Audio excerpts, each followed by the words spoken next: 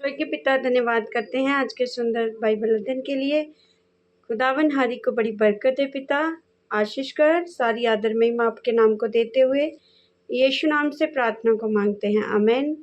हम पढ़ेंगे उत्पत्ति की किताब 18 अध्याय। इसहाक के जन्म की प्रतिज्ञा।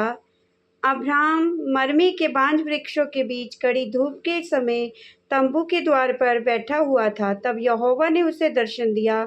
उसने आंख उठाकर दृष्टि की तो क्या देखा कि 3 पुरुष उसके सामने खड़े हैं। जब उसने उसे देखा तब वह उनसे भेंट करने के लिए तंबू के द्वार से दौड़ा और भूमि पर गिरकर दंडवत की और कहने लगा, हे प्रभु, यदि तेरी अनुग्रह की दृष्टि है तो मैं विनती करता हूँ कि अपने दास के पास से चले ना जाना। मैं थोड़ा सा जल लाता हूँ और आप अपने पाँव धोकर इस वृक्ष के नीचे विश्राम करें। फिर मैं एक टुकड़ा रोटी ले आऊँ और उससे आप अपने जीव को तृप्त करें, तब उसके पश्चात आगे बढ़ें, क्योंकि आप अपने दास के पास इसलिए पधारे हैं। उन्होंने कहा, जैसा तू कहता वैसा कर। तब अब्राम तुरंत तंबू में सारा के पास गया और कहा, 3 सा मैदा जल्दी से गूंथ और फुलके बना। फिर अब्राम गाय बैल के झुंड में दौड़ा और एक कोमल और अच्छा बछड़ा लेकर अपने सेवक को दिया और उसने जल्दी से उसे पकाया। तब उसने दूध और दही और बछड़े का मांस जो उसने पकवाया था लेकर उनसे आगे परोस दिया और आप वृक्ष के तले उनके पास खड़ा रहा और वे खाने लगे। उन्होंने उससे पूछा, तेरी पत्नी सारा कहाँ है? उसने कहा, वे तो तंबू में है।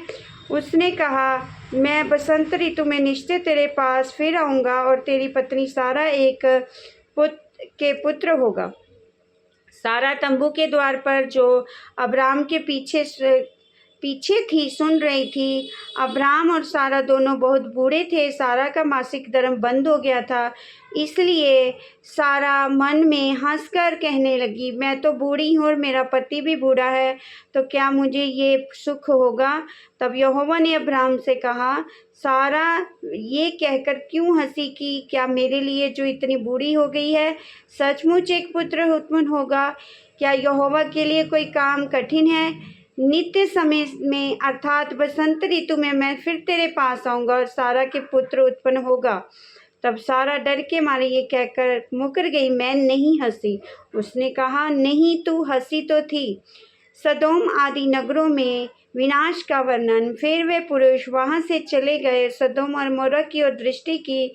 अब्राम उनसे विदा करने के लिए उनके संग संग चला। तब यहोवा ने कहा, ये जो मैं कहता हूँ क्या अब्राम से छिपा रखूं? अब्राम से तो निश्चय एक बड़ी और सामर्थी जाति उपजेगी और पृथ्वी की सारी जातियां उसके द्वारा आशीष पाएंगी, क्योंकि मैं जानता हूँ कि वे अपने पुत्रों को, परिवार को जो उसके पीछे रह जाएंगे, आज्ञा देगा कि वे यहोवा के मार्ग में अटल बने रहें और धर्म और न्याय करते रहें, ताकि जो कुछ यहोवा ने अब्राम के विषय में कहा है उसे पूरा करें।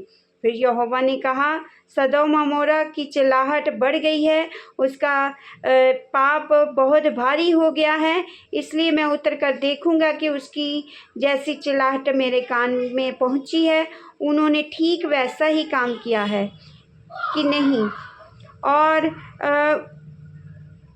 ना किया तो मैं उसे जान लूँगा। तब वह पुरुष वहाँ से मुड़ के सदोम की ओर जाने लगे, पर अब्राम यहोवा के आगे खड़ा रह गया। तब अब्राम उसके समीप जाकर कहने लगा, क्या तू सचमुच दुष्ट के संग धर्मी का भी नाश करेगा? कदाचित उस नगर में 50 धर्मी हो, तो क्या तू सचमुच उस स्थान को नष्ट करेगा और उन 50 धर्मियों के कारण जो उसमें हो ना छोड़ेगा? इस प्रकार का काम करना तुझसे दूर रहे कि दुष्ट के संग धर्मी को भी मार डाले। धर्मी और दुष्ट दोनों की एक ही दशा हो, ये तुझसे दूर रहे। क्या सारी पृथ्वी पर न्याय ना करे? यहोवा ने कहा, यदि मुझे सदोम में 50 धर्मी मिले तो मैं उनके कारण उस सारे स्थान को छोड़ूंगा। फिर अब्राम ने कहा, हे प्रभु सुन, मैं तो मिट्टी और राख हूँ, तो भी मैं इतनी ढिठाई से तुझसे बातें करूँ। कदाचित उन 50 धर्मियों में 5 घट जाएं, तो क्या तू 5 ही के घटने के कारण उस सारे नगर का नाश करेगा? उसने कहा, यदि मुझे उसमें 45 भी मिले तो भी उसका नाश ना करूँगा। फिर उसने उससे ये भी कहा, कदाचित वहाँ 40 मिले। उसने कहा, मैं 40 के कारण भी ऐसा ना करूँगा। फिर उसने कहा, हे प्रभु क्रोध न कर, तो मैं कुछ और कहूँ, कदाचित वहाँ 30 मिले। उसने कहा, यदि मुझे वहाँ 30 भी मिले तो भी ऐसा ना करूँगा। फिर उसने कहा, हे प्रभु सुन, मैंने इतनी ढिठाई तो की है कि तुझसे बातें करूँ, कदाचित उसमें 20 मिले। उसने कहा, मैं 20 के कारण भी उसका नाश ना करूँगा। फिर उसने कहा, हे प्रभु क्रोध ना कर, मैं एक ही बार और कहूँगा, कदाचित उसमें 10 मिले। उसने कहा, तो मैं 10 के कारण भी उसका नाश ना करूँगा। जब सदोम अब्राम से बातें कर चुका, तब वह चला गया और अब्राम अपने घर को लौट गया। आमीन। इस वचन के द्वारा प्रभु ब्लेस करेंगे सबको जय मसीह की।